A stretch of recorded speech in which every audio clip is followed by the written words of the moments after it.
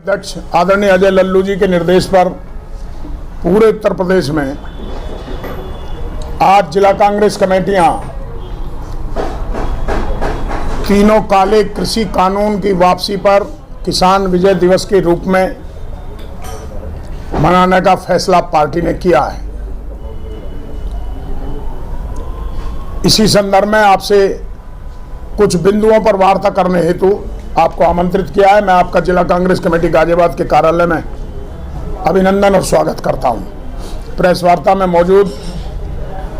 हमारे सबके बड़े आदरणीय पूर्व अध्यक्ष वीके अग्नोत्री साहब, विधि विभाग के चेयरमैन कांग्रेस के वरिष्ठ नेता आदरणीय रजनीकांत जी, किसान कामगार के महानगर अध्यक्ष भाई राकेश पाल जी, जिला कांग्रेस कमेटी के कोषाध्यक्ष भाई दिनेश जी,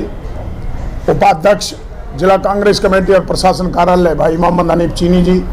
कार्यकारिणी के सदस्य भाई राजेंद्र शर्मा जी,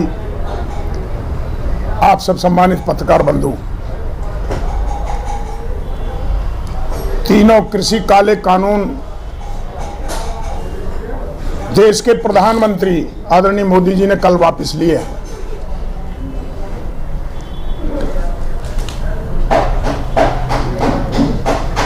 ये काले कानूनों की वापसी इस बात का सबूत है, इस बात का द्योतक है कि 11 महीने लंबे किसानों के संघर्ष के बावजूद 700 किसानों की शहादत को मूक दर्शक बनकर केंद्र की सरकार ने और देश के प्रधानमंत्री ने जिस तरह होते देखा, पंजाब से लेकर लखीमपुर खीरी तक जिस तरह से किसानों पर लाठीचार्ज और मंत्री पुत्र द्वारा किसानों को कुचला गया, हरियाणा से लेकर लखनऊ तक, बलिया तक, गोरखपुर तक, बनारस तक, आजमगढ़ तक, इलाहाबाद तक किसानों पर जिस तरह से लाठियां बरसाई गईं, हरियाणा में जिस तरह से एक अधिकारी के निर्देश पर सरकार के निर्देशों का पालन करते हुए किसानों के सिर फोड़ दिए गए, हत्या तक हुई, इस देश के प्रधानमंत्री पूरे 11 महीने मूक दर्शक बनकर भारत के उस अन्नदाता का तबाही का मंजर देखते रहे।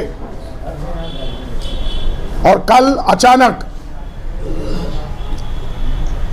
उपचुनाव के हार के मद्देनजर और 5 राज्यों में चुनाव के जो इंटरनल इनपुट सरकार के सामने आए, उसको ध्यान में रखकर अचानक कहा कि माफी के साथ सच्चे मन से और अच्छे मन से हम इन बिलों की वापसी की घोषणा करते हैं। कांग्रेस पार्टी पूछना चाहती है, जब लाठियां चल रही थी किसानों पर, जब उनकी हत्या की जा रही थी, जब जीप से कुचला जा रहा था, तब प्रधानमंत्री मौन क्यों थे? जब हिंदुस्तान की सियासत के विपक्ष के नेता के रूप में आदरणीय राहुल गांधी जी ने 18-20 दलों को इकट्ठा करके भारत की संसद में इस बात का पुरजोर विरोध किया, तब भारत के प्रधानमंत्री क्यों चुप थे? जब राहुल गांधी ने कहा कि जिस दिन कांग्रेस सत्ता में आएगी, पहले दिन और पहले आदेश में कानून रद्द कर दिए जाएंगे, तब किसानों की बर्बादी 11 महीने तक लगातार प्रधानमंत्री क्यों देखते रहे? आखिर सत्ता और कुर्सी के लिए आज अचानक ये फैसला किया है। देर आए दुरुस्त आए। विपक्ष के सबसे बड़े नेता आदरणीय राहुल गांधी जी ने पहले दिन हिंदुस्तान की संसद में यह उद्घोष किया कि किसान जब तक पीछे नहीं हटेगा, जब तक तीनों काले कानून रद्द नहीं हो जाते। और उन्होंने यहां तक कहा, मैं इसका दावा तक कर सकता हूं, और उन्होंने पंजाब से ट्रैक्टर यात्रा की शुरुआत की और आखिरी दम तक कांग्रेस पूरे देश में जहां जहां भी किसान आंदोलन हुआ, राहुल जी के नेतृत्व में, प्रियंका जी के नेतृत्व में एक एक सिपाही मुस्तैद होकर किसानों के साथ खड़ा रहा। ये आपने छापा भी है, आपने दिखाया भी है, आपके सामने भी है। इसलिए आप अगर इस जीत को किसी की जीत कहा जा सकता है तो हिंदुस्तान के अन्नदाता और किसानों की जीत कहा जा सकता है। अगर सरकार को बैकफुट पर धकेलने में अगर किसी की सबसे बड़ी भूमिका है, उस नायक का नाम जिसने हिंदुस्तान की विपक्षी पार्टी 18-20 पार्टियों को इकट्ठा करके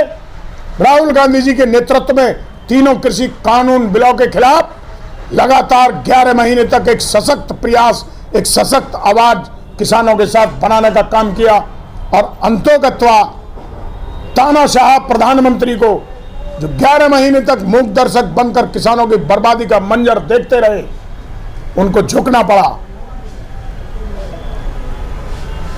आज कांग्रेस पार्टी पूरे उत्तर प्रदेश के प्रत्येक जनपद में आप लोगों के माध्यम से विजय किसान दिवस के रूप में इस दिन को मनाने जा रही है और शाम को हम लोग वो जो 700 अन्नदाता शहादत को प्राप्त हो गए, जिनके परिवारों को देखने वाला कोई नहीं रहा,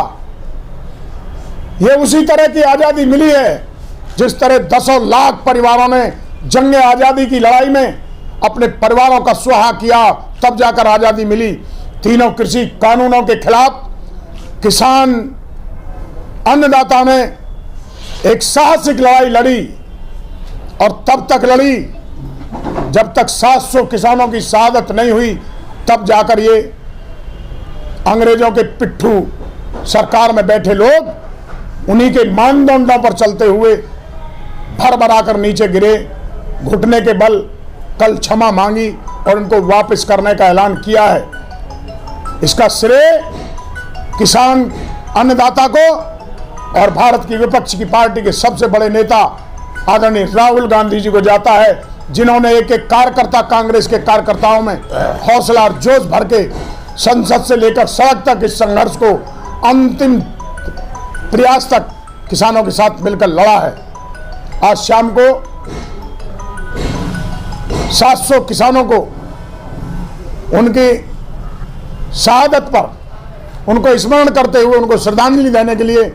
पार्टी की तरफ से कैंडल मार्च रखा गया है। और मुझे ये कहने में भी कोई संकोच नहीं है, जैसा अंदेशा और आशंका किसानों ने भी जाहिर की है, आप सबके पास बयानात हैं। जब आप लोगों ने पूछा किसान प्रतिनिधियों से तो कई लोगों के बयान आए हैं कि तो जुमलेबाज लोग हैं, कुछ भी कह सकते हैं। जितना अविश्वास आजाद भारत के किसी प्रधानमंत्री में इस देश के अन्नदाता ने जताया है, उतना पहले कभी किसान किसी प्रधानमंत्री के खिलाफ इतना अविश्वास देखने को नहीं मिला। इससे स्पष्ट होता है कि सरकार कागजी कार्रवाई में, जुमलेबाजी में और विज्ञापन में मस्त है। जमीनी हकीकत में सरकार कहीं नहीं है और उसी का कारण रहा। अगर जमीनी हकीकत को समझते तो जब अत्याचार किसानों पर हो रहे थे तभी माफी मांगकर इसको वापस लेना चाहिए था, लेकिन प्रधानमंत्री ने और सरकार ने ऐसा नहीं किया। इंटरनल सरकार का भी दबाव, सरकार में बैठे बहुत सारे लोगों का भी दबाव प्रधानमंत्री पर था और सबसे ज्यादा दबाव विपक्ष के सबसे बड़े नेता, जिन्होंने सारे विपक्ष को एकजुट करके इस मुद्दे पर दबाव बनाने का काम किया, सरकार को बैकफुट पे भेजने का काम किया, आदरणीय राहुल गांधी जी का था। राहुल गांधी जी की वो घोषणा जिसमें उन्होंने कहा था कि या तो सरकार इन्हें वापस ले ले, अन्यथा कांग्रेस की सरकार जिस दिन बनेगी इन काले कानूनों को रद्द कर दिया जाएगा। इसमें महत्वपूर्ण भूमिका निभाई है। देखिए, प्रधानमंत्री जी ने कहा था जो 3 कृषि कानून बिल लाए गए हैं वो किसानों के भले के लिए लाए गए हैं, लेकिन भाजपा सरकार किसानों को सीधे समझा नहीं पाई। इसके ऊपर क्या कहेंगे आप? तो भले के लिए लाए थे तो 11 महीने 700 किसानों की शहादत होगी, वही तो हम कह रहे हैं। तो आज फिर क्यों वापस ले लिए? अगर भले के लिए क्यों नहीं समझा पाए? जब 15 लाख का जुमला समझा पाते हो, जब काले धन पे लोगों को गुमराह कर सकते हो, जब पेट्रोल 70 रुपए से 120 रुपए और 10 रुपए कर सकते हो, जब 7 साल में और 70 साल का अनुपात लगाते हो और डीजल को 55 रुपए से 100 रुपए कर सकते हो, जब गैस के सिलेंडर को 380 और 400 रुपए से मात्र 7 साल में 1000 रुपए का कर सकते हो, जब 60 रुपए प्रति लीटर के सरसों को तेल को मात्र 7 वर्ष में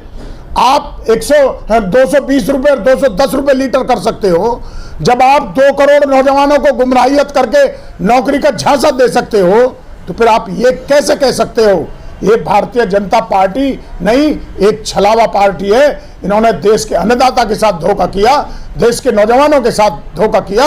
जिस तरह से पूरे देश में महिला, बेटी, बच्चियों और माताओं के खिलाफ अनाचार और अत्याचार की घटनाएं हुई हैं, ये भी 70 साल के इतिहास में पहली दफे हुआ है। हर मोर्चे पर यह सरकार विफल हुई है। देश के प्रधानमंत्री जी ने कल अचानक ये घोषणा की कि जो 3 कृषि कानून उन्होंने एक पारित कराए गए थे, यहाँ तक कि जिन पर राष्ट्रपति भी हस्ताक्षर कर चुके, उनको वो वापस लेने की घोषणा कर रहे हैं। कोई भी घोषणा कर देना बहुत आसान है, लेकिन उसकी प्रक्रिया है। किसान आज भी जो वहीं बैठे हैं वो इस पर बैठे हैं कि अभी ये केवल घोषणा हुई है, कानून वापस नहीं हुए। ये घोषणाएं करने वाले प्रधानमंत्री जी कभी भी घोषणा करते हैं कि आज आधी रात के बाद ये जो नोट थे 500 के और 1000 के नोट, ये अब जो है चलन से बाहर हो जाएंगे। कभी घोषणा कर देते हैं 15 लाख की आप जो है सबके खाते में आ जाएंगे। तो इनकी घोषणाओं पर कितना यकीन करें, और ये काला कानून वापस लेने की घोषणा भी घोषणा ही ना रह जाए। ये जब तक संसद में इसको वापस ना ले लिया जाए तब तक इसको पूरा इम्प्लीमेंट नहीं माना जाएगा, ये किसानों ने कहा है। और ये जो स्थिति है, तुगलकी फैसले लेने वाले मोदी जी इस बात को अब समझ रहे हैं कि जो उनकी ये जो एक वो घड़ा है पाप का, वो भर रहा है। और जनता ने धीरे धीरे जो पीछे राज्य है उनमें जो चुनावों में परिणाम आए हैं उसमें इनकी कली खुली है। और अपनी खुद इनकी पार्टी में जो भाजपा की सरकार, ये कहते हैं भाजपा की सरकार, कम लोग कहते हैं मोदी सरकार कहते हैं। तो जो मोदी सरकार का एक व्यक्तिगत तरीके का, एक नशे वाला या इस तरह का कोई व्यक्ति जैसे कभी भी कोई घोषणा कर दे, उस तरह का एक चरित्र इनका उजागर हुआ है। कुछ भी कह सकते हैं, कुछ भी ये घोषणा कर सकते हैं, जिसके आज वापस लेने पर, जैसा हमारे अध्यक्ष विजेंद्र यादव जी ने पूरा आप सब लोगों को बताया, और उसमें ये कि राहुल गांधी जी ने विपक्ष का सबसे बड़ा नेता होते हुए और सतत प्रयास करके इस प्रकार से विरोध, जिसमें उन्होंने साइकिल यात्रा करके साइकिल पर जाकर राष्ट्रपति तक को ज्ञापन दिया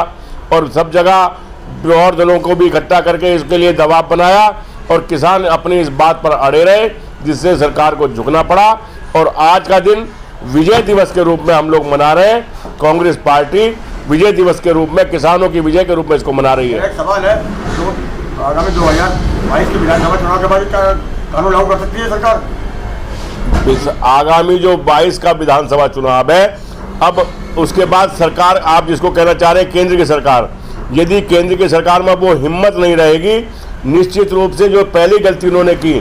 कि बिना किसानों की सलाह के, बिना विपक्ष की सलाह के, बिना उचित निर्णय लिए इन्होंने जो कानून लागू कर दिए थे, निश्चित रूप से मेरा ये मानना है कि अब ये जो सरकार है केंद्र की, वो हिम्मत नहीं कर पाएगी, क्योंकि 22 में भी जो रिजल्ट आ रहे हैं वो इस तरीके के रिजल्ट आएंगे जिसमें इनको ये सब कार्य करने की हिम्मत नहीं होगी। और 24 का जो चुनाव है,